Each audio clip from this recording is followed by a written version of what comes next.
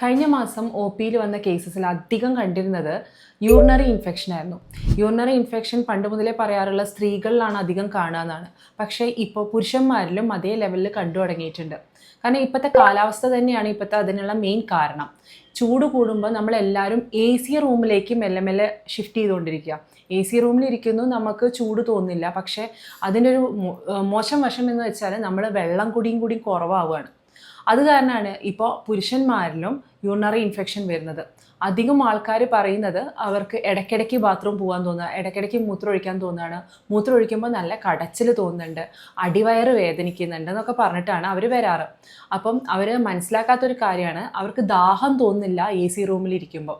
അപ്പോൾ കഴിയുന്നത് നിങ്ങൾ എ സി റൂമിൽ ഇരിക്കുകയാണെങ്കിലും നിങ്ങളുടെ മുന്നിലൊരു വാട്ടർ ബോട്ടിൽ വെച്ചിട്ട് ഇടയ്ക്കിടയ്ക്ക് ആ വെള്ളം കുടിക്കാൻ ശ്രമിക്കുക. ഒരു ദിവസം ഒരു 13 കപ്പ് വെള്ളമെങ്കിലും കുടിക്കുക.